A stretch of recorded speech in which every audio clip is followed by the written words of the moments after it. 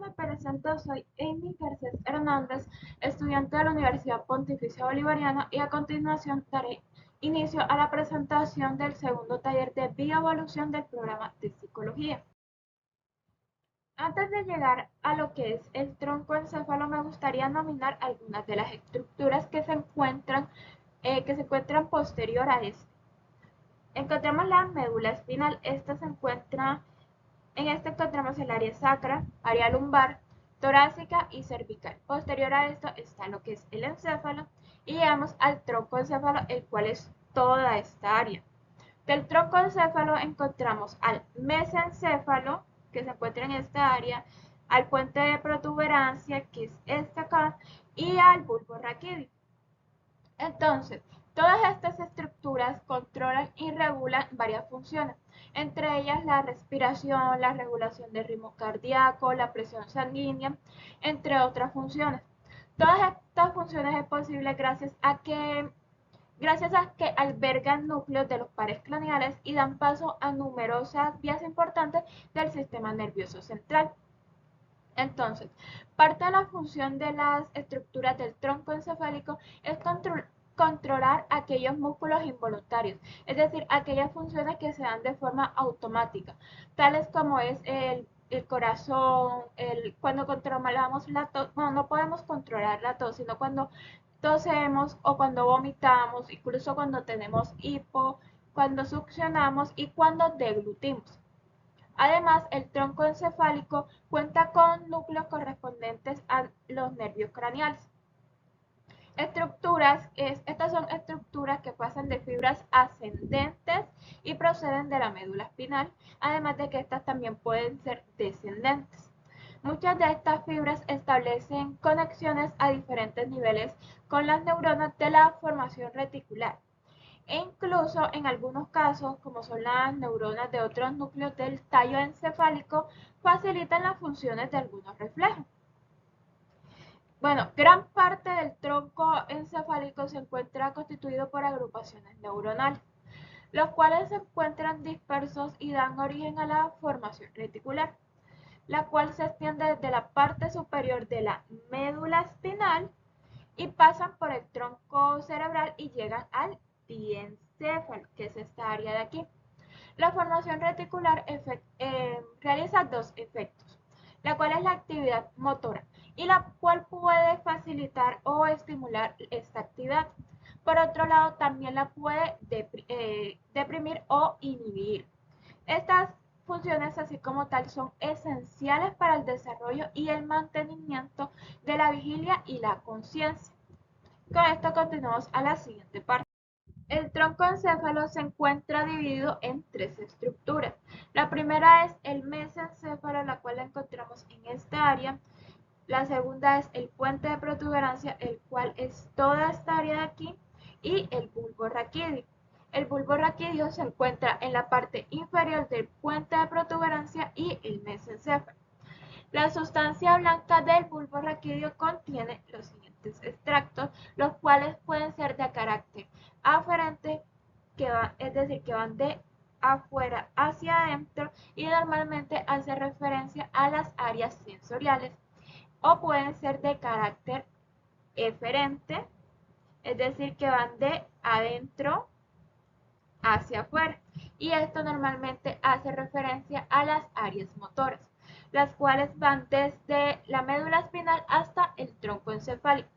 Además, contienen núcleos que forman el área de ritmicidad vulvar del centro de la respiración, la cual controla la respiración, y se encuentra el centro cardiovascular, que controla el ritmo y la intensidad de los latidos cardíacos.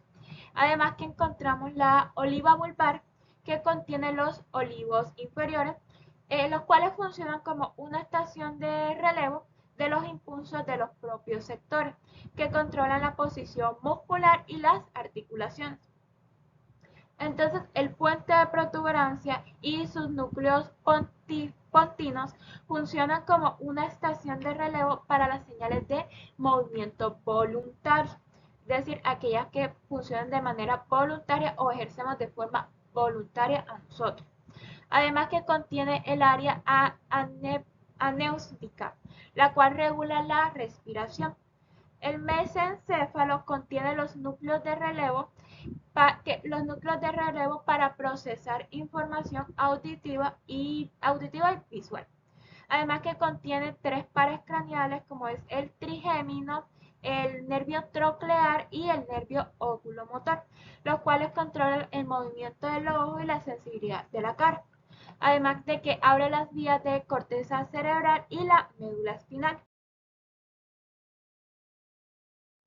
Con esto llegamos a los pares craneales. El primer par craneal que encontramos es el nervio o par craneal olfativo. Este tiene una función aferente, es decir, que la información le llega desde el exterior y la envía hacia el interior del cerebro. Este lo que hace es que inerva la mucosa olfatoria de la fosa nasal y lleva los olores hacia el interior del cerebro. Encontramos el segundo par craneal, el cual es el óptico. Este tiene una función sensitiva. Este par craneal inerva la retina del ojo y se encarga de llevar información visual u óptica hacia el cerebro, del cual las fibras neuronales se originan de los fotorreceptores de la retina. En este caso serían los bastones y los conos. En esta parte vamos a unir los tres pares craneales, los cuales van a ser el tercer par craneal junto con el cuarto y el sexto par craneal. El tercer par craneal es el oculomotor, el cuarto es el nervio troclear y el sexto es el nervio abducen. Estos tienen funciones tanto sensitivas como motoras. Por ejemplo, el oculomotor tiene movimiento inferior hacia la izquierda, mientras tanto que el par craneal troclear tiene un movimiento hacia la derecha y hacia el exterior. En tal caso, el nervio abducen se encarga del movimiento de la retina. El par craneal trigémino. Este es de carácter sensorial y se encarga de las áreas que se encuentran en esta parte del rostro, que sería la frente, parte de los ojos. Encontramos la parte de los pómulos, los cuales serían una parte de la nariz y la boca. Y por último se encuentra la mandíbula. Entonces, esto lo que hace es que nosotros vamos a recibir estas sensaciones del quinto par craneal, el cual lo vamos a llamar como trigémino. El par craneal facial es de carácter motor. Esto lo que hace es que después que nosotros recibimos estas sensaciones, normalmente realizamos una expresión. Bueno, este par craneal se encarga de las expresiones del rostro. El siguiente par craneal, el cual es el par craneal número 8, es el vestíbulo coclear. Este lo vamos a dividir en dos, en la parte de la cóclea y en la parte vestibular.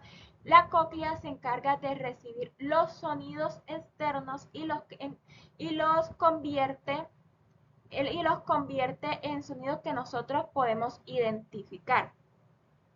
Y la parte vestibular lo que se encarga es de identificar la posición en la cual se encuentra el cuerpo. El siguiente par craneal, el cual es el par craneal número 9, es el glosofaringio. Este par craneal que se encuentra aquí. Este par craneal glosofaringio es de carácter sensorial. Se encarga de llevar la información de la lengua hacia el cerebro. El siguiente par craneal es el par craneal vago. Este es de función mixta, es decir, que se encarga de funciones tanto motoras como sensitivas. Envía información ascendente e información descendente de una forma simultánea. El siguiente par craneal que nos encontramos es el par craneal accesorio. Este se encarga del movimiento del esternocleidomastoideo. Y por último encontramos al par craneal hipogloso, el cual se encarga del movimiento de toda la estructura orofacial, es decir, de la lengua, de los dientes y pues de las mejillas. Este par craneal lo que hace es que nos permite que nosotros podamos articular y decir varias palabras y que éstas puedan ser entendibles para los demás. Con esto llegamos a las patologías de los pares craneales. Las primeras patologías que vamos a mencionar es la patología del primer par craneal, es decir, el olfatorio. En este encontramos la anosmia, la cual es la pérdida del sentido del olfato. La cacosmia la podemos interpretar como la percepción imaginaria que tiene una persona de un olor desagradable. Este puede ser ocasionado por una infección o un problema neurológico y en algunos casos simplemente se da por alucinaciones.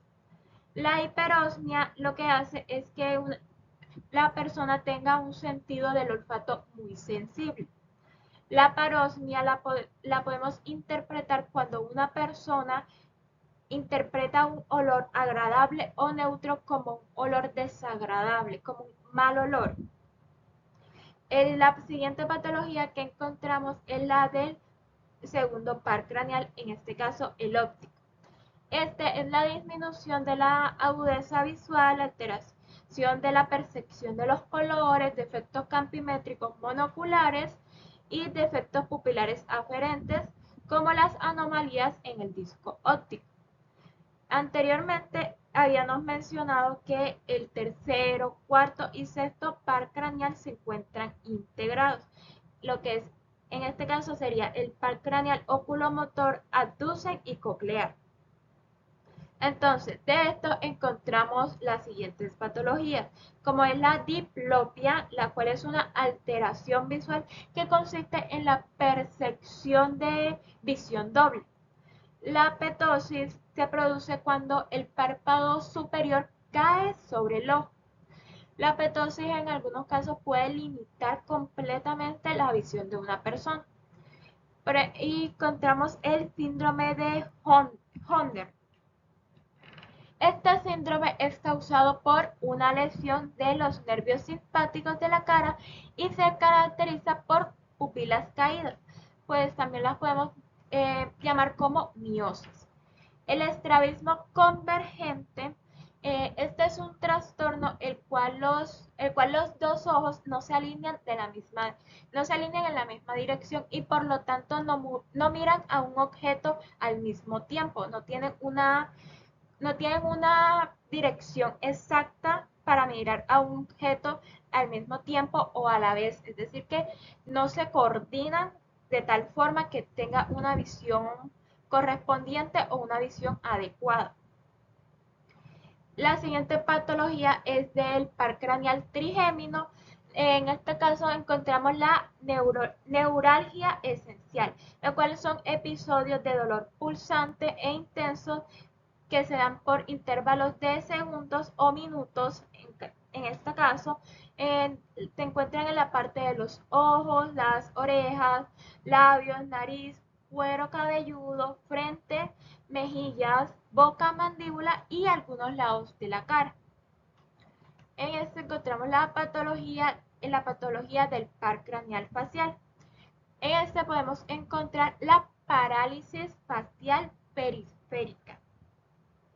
Este corresponde a la lesión del núcleo facial y sus eferencias. Y las lesiones son siempre homolaterales respecto a la parálisis. Patologías del par craneal vestíbulo coclear, encontramos la hipoacusia, la cual puede ser tanto interna como externa. El síndrome de Mater, la cual se da por vértigos intensos junto a nistagmo, náuseas, vómitos e imposibilidad de deambular correctamente. Patologías del glosofaríngeo. Encontramos la neuralgia del glosofaríngeo, caracterizada por episodios repetitivos de dolores intensos, ya sea en la lengua, la garganta, el oído o en las amígdalas. Patologías del par craneal vago. Encontramos la colitis nerviosa. Este puede aparecer cuando se viven situaciones de estrés y nerviosismo con frecuencia. Gastritis La gastritis nerviosa. Esta gastritis nerviosa surge como consecuencia de problemas emocionales tales como el estrés, la ansiedad y el nerviosismo. Si bien no funciona como una gastritis común, sí tiende a generar acidez y ardor en el estómago, además de que deja como una sensación incómoda de saciedad. Patologías del par craneal accesorio. La debilidad de la rotación en la cabeza hacia el lado opuesto y en la inclinación de este. Patologías del hipogloso. En este encontramos a la disartria, la cual corresponde a una alteración de las palabras y dificultades asociadas con la articulación de los fonemas. También encontramos al síndrome de Werner. Este se involucra el par craneal glosofaringeo vago y accesorio. En este se presenta la disfagia, disfonía y homolateralmente. Además de que encontramos la parálisis del pelo del paladar, la pérdida del gusto en el tercio posterior de la lengua y anestesia en el tercio posterior de la lengua. La zona del cerebro que se encuentra entre el tronco encefálico y los hemisferios cerebrales se conoce como diencéfalo. Este se entiende por delante entre la comisura posterior y el agujero interventricular. Este se encuentra rodeado lateralmente por la cápsula interna y contiene el tercer ventrículo, el núcleo lentiforme y el cuerpo estriado. Estos son conglomerados nucleares que participan en el control motor.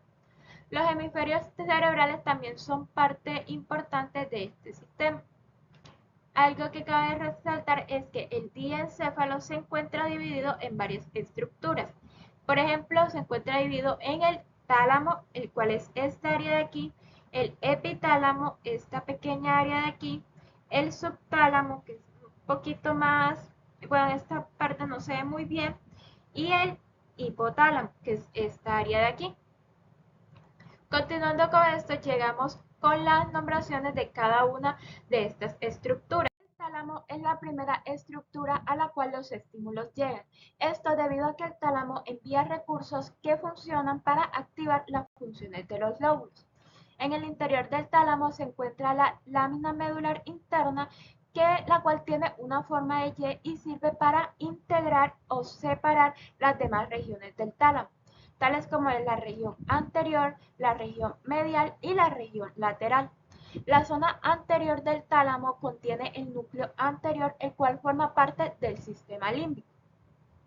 Este participa en procesamientos de las emociones y mecanismos de memorias recientes. La zona medial de este núcleo tiene amplias conexiones con la corteza prefrontal y el hipotálamo. Este participa en la integración de aferencias viscerales, olfativas y somáticas, así como en mecanismos que permiten el procesamiento subjetivo y emotivo. La zona lateral se encarga de enviar información sensorial y lo que sería el núcleo intralaminar, que es este núcleo de aquí, tiene la función de integrar todos los demás núcleos que se encuentran aquí en el tálamo. Esto lo que hace es que distribuye los recursos y este como tal tiene la función de regular y coordinar todos los recursos aquí presentes. El epitálamo. Este se encuentra cerca de la parte posterior del techo del tercer ventrículo y de la parte pequeña adyacente de la pared lateral. Este se encuentra compuesto por la estría medular del tálamo, la comisura posterior, la avénula y la media lateral y la media lateral. Además de que también se encuentra compuesto por la glándula pineal, la cual se encarga de segregar la melatonina, la cual es una hormona importante para el control de nuestro ciclo de sueño. La pared posterior del tercer ventrículo contiene la pequeña glándula pineal, la cual se distingue por ser una glándula endocrina crucial, la cual está compuesta por unas células llamadas pinalocitos que segregan melatonina en respuesta a la oscuridad. Además, algo que queremos resaltar es que el epitálamo tiene la función de procesar información táctiles, las cuales vienen de vías aferentes. El hipotálamo es una parte del cerebro la cual tiene funciones esenciales relacionadas con la actividad sensorial. Este se encuentra en las paredes del tercer ventrículo debajo del surco hipotalámico que lo separa del tálamo. El hipotálamo realiza ciertas funciones tales como la gestión del sistema nervioso, el control de la temperatura corporal, la supervisión del comportamiento emocional, el control del sueño y la vigilia y el control de la ingesta de alimentos, además del control de la toma de agua. Este se encarga de supervisar también el sistema endocrino y generar y controlar el ritmo circadiano. El subtálamo se encuentra debajo del tálamo y está rodeado medial y lateralmente por la cápsula interna. Los núcleos y la sustancia gris, tal como el núcleo reticular, el núcleo perigeniculado y la zona incierta también están incluidos en esto. Además de que el ácido gamma aboniúrico estimula el tálamo a través de la zona incierta, mientras que el núcleo reticular regula la vía tálamo-cortical con el GABAergico. Una función importante que tiene el subtálamo es que se encarga de regular el control inhibitorio. En tal caso, se encarga del control inhibitorio de las vías eferentes. Los ganglios basales corresponden a complejos nucleares subcorticales esenciales para la coordinación e integración de la actividad motora. Los complejos nucleares principales que componen a estos ganglios basales son el núcleo caudal, el núcleo talámico, el cual se refiere al putamen y al globo pálido, además de que también se encuentra compuesto del núcleo subtalámico y la sustancia negra. El cerebro y estos núcleos reciben información de la corteza cerebral, la integran, la procesan y posteriormente la envían al tálamo. Aquí el tálamo lo que hace es que envía esta información de vuelta a áreas específicas de la corteza cerebral. Lo que hace es que afecta el control motor y se establecen conexiones en los ganglios basales. Conciernen a la estructura motriz, el cortex asociativo y el sistema límbico. La organización funcional de los ganglios basales obedece al principio de segregación. Algo importante que quiero mencionar es que la principal unidad de entrada de los ganglios basales es el nervio estriado. Y a continuación mencionaré los núcleos anteriormente hablados que integran a los ganglios basales. Empezamos con el putamen. El putamen, su función es de carácter motor e influye en varios tipos de aprendizaje, utilizando la dopamina para llevar a cabo dicha función. El globo pálido es una estructura subcortical pareada ubicada en la parte medial del putamen. Contiene proyecciones neuronales GABAérgicas que se dispersan a una frecuencia elevada de forma espontánea e irregular. Los núcleos subtalámicos son proyecciones neuronales glutamatérgicas excitatorias que componen los núcleos subtalámicos. Reciben impulsos excitatorios de la corteza frontal de manera organizada y somatotópica. En consecuencia, los núcleos subtalámicos se dividen en tres partes. El segmento dorsal, el cual puede ser de carácter motor, el cual recibe impulsos de la corteza motora primaria, y la porción ventromedial, la cual es de carácter asociativa. Y este recibe los impulsos de los campos oculares frontales y la corteza prefrontal. La parte ventromedial, la cual hace referencia a la parte límbica, recibe el impulso de la corteza cingulare. Mientras tanto, la sustancia negra tiene como función desempeñar un pequeño papel en el núcleo motor que se encuentra dentro de la porción anterior del encéfalo, entre el péndulo cerebral y el segmento del mesencéfalo. El hipocampo. Este se puede dividir especialmente en una cabeza o porción anterior, medial o una porción posterior. El hipocampo forma parte del sistema límbico y tiene un papel importante en el aprendizaje espacial, consolidación y codificación de la memoria a largo y corto plazo. El hipocampo transforma los estímulos sensoriales en circuitos neuronales y posteriormente a esto la consolidación de la memoria. Es decir, que al depositar la memoria en el neocortés forma la memoria a largo plazo. El hipocampo está relacionado con la corteza asociativa sensoriales que envían información ya sea visual, auditiva, gustativa, táctil o olfativa. También se conecta con todos los neocortes, es decir, o con todos los lóbulos, el prefrontal, parietal, occipital y temporal, en el cual también depositan algunas memorias. La formación del hipocampal, gracias a sus conexiones, es capaz de responder a los cambios en la activación de la corteza y el tronco encefálico, además de transmitir la información hacia el hipotálamo, agregando así una característica emocional o visceral en los cambios de la actividad cerebral. El núcleo accumbens recibe proyecciones de la corteza prefrontal y el complejo amigdalítico, esto a través de la vía de la amígdala lofugal ventral. El núcleo accumbens transmite proyecciones eferentes al mesencéfalo, el hipotálamo, la amígdala y los núcleos troncoencefálicos, así como el globo pálido. Estas extensiones de conexiones permiten que el núcleo controle algunos de sus procesos. El núcleo accumbens es un importante centro de modulación entre los sistemas límbicos y motor debido a que estos entran desde el sistema límbico y salen de áreas motores de los ganglios basales. Además de que este participa en numerosos procesos cognitivos, psicomotores y emocionales. Es un lugar importante para la motivación, la recompensa, el placer, además de que las adicciones, la impulsividad y el comportamiento arriesgado. Además de que se encarga de regular los procesos de supervivencia y de reproducción.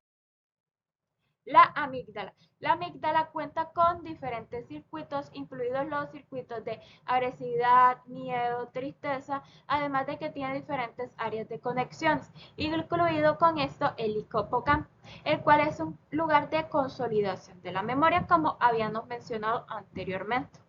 Además, este se encuentra como una estación de relevo que conecta al hipotálamo. Este se encarga de controlar vísceras y glándulas endocrinas, lo que explica la fenomenología de las emociones. La amígdala recibe proyecciones de todas las áreas asociadas sensorialmente, lo que convierte que estas estructuras sean esenciales para el procesamiento emocional de las señales sensoriales. También se conoce como la estructura responsable de la creación entre estímulo, refuerzo y castigo. Además de que estas reciben proyecciones corticales de diferentes áreas de asociación sensorial, tales como lo es la amígdala y como se había mencionado anteriormente. También recibe información eferentes talámicas. A ver, este conjunto de proyecciones, tanto talámicas como corticales, hacia la amígdala permiten que las características estimulares tengan un significado afectivo. El significado afectivo de las características estimulares sensoriales es muy simple debido a que estas se procesan las conexiones entre el tálamo y las áreas amigdalíticas. El formis forma un arco sobre el tálamo, el cual comienza en el hipocampo en la cara medial del lóbulo lateral y se extiende longitudinalmente hasta el diencéfalo y el prosencéfalo basal. El formis está relacionado con los procesos cognitivos tales como la consolidación de la memoria y las emociones, además de que este también hace parte de las respuestas sexuales. Esto debido a que hace parte del lóbulo límbico. El septum se encuentra en áreas del sistema límbico, el cual controla las emociones y la motivación. Además, el septum ayuda a controlar y a modular las respuestas emocionales de estímulos, ya sean internos o externos. Esta regulación emocional es importante para nuestro bienestar psicológico y además de que nos permite ajustarnos a nuestro entorno social, pues gracias a esto nos permite adaptarnos y responder adecuadamente a los desafíos y demandas que se encuentran en nuestro espacio. Además, el septum también participa en respuestas hacia el estrés y puede controlar el miedo. A continuación mencionaré enfermedades de las siguientes estructuras. Empezaremos con el tálamo. En numerosas investigaciones se ha detectado que los pacientes con trastornos depresivos tienen un incremento en el tamaño del tálamo.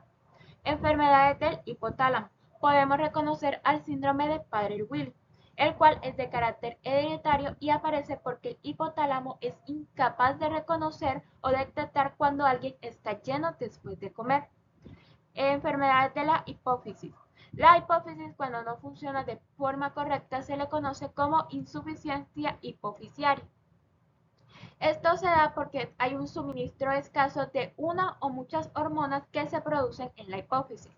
Estas deficiencias hormonales pueden afectar diversas funciones habituales del cuerpo, tales como es el crecimiento, la presión arterial o la reproducción. Enfermedades del epitálamo. El epitálamo, cuando no funciona correctamente, puede crear adicciones, depresión, esquizofrenia y problemas en el sueño y la vigilia. Enfermedades de los ganglios basales. Podemos reconocer a la enfermedad de Parkinson, el cual se deriva de un mal funcionamiento de los ganglios basales. El Parkinson se puede reconocer como aquellos temblores que tiene una persona, además de la rigidez muscular y pérdida de movimientos espontáneos, así como la pérdida de la habilidad motora y puede producir en muchos casos trastornos en la marcha. También podemos reconocer al síndrome de Tourette, el cual son los movimientos, vocalización, gestos o conductas muy estereotipadas que se realizan de forma inconsciente. Enfermedades del hipocampo. Los consecuentes déficits cognitivos que surgen de esta estructura se centran particularmente en los daños hacia la memoria, las cuales son frecuentes en pacientes con depresión. Lo que hace es que esto contribuye a problemas en la memoria y en la consolidación de este. A continuación mencionaré algunas estructuras o enfermedades que se dan debido al daño en esta región. Encontramos la epilepsia, la esquizofrenia, la amnesia global transitoria y el trastorno de estrés postraumático. Además, una de las enfermedades más comunes que se da en el daño de esta región es el Alzheimer, la cual es un padecimiento que daña esta región cerebral y es provocada por la pérdida de memorias y la desorientación. En las enfermedades de la amígdala podemos reconocer al Kluver-Bucy, el cual es el resultado del complejo amigdalítico alterado. También se pueden encontrar disminución en el volumen amigdalínico. Se ha observado que esta disminución se da de forma bilateral en varones y unilateral en mujeres. Esto normalmente ocurre en pacientes con esquizofrenia. Además, también se ha observado una tendencia a presentar un complejo amigdalínico izquierdo de menor volumen en los pacientes con trastornos en el estado de ánimo. En el núcleo accumbens podemos encontrar la hiperactividad del núcleo accumbens, la cual puede conducir a comportamientos agresivos. Se da en situaciones en las que hay una alta concentración de dopamina y otras alteraciones que dificultan la inhibición del comportamiento. Es posible que se busque la satisfacción personal sin considerar los riesgos de las demás personas o el riesgo hacia la persona misma. Estudios que se han realizado han determinado que las personas psicopáticas tienen un gran desequilibrio en el núcleo accumbens y una hiperactividad a la dopamina, lo que podría llevar a una propia recompensa sin prestar atención en las consecuencias que pueden surgir o que pueden traer hacia las demás personas. Por último, encontramos al fornis y al septum. El fornis se encuentra relacionado con los trastornos emocionales, tales como la depresión, la ansiedad y la libertad emocional. Estos pueden afectar la comunicación entre el hipocampo y las regiones emocionales como el hipotálamo. Por último, encontramos al septum, la cual produce hiperactividad y un aumento en las conductas agresivas. Con esto damos por terminado y culminado la presentación del segundo taller de bioevolución del programa de psicología. Muchísimas gracias.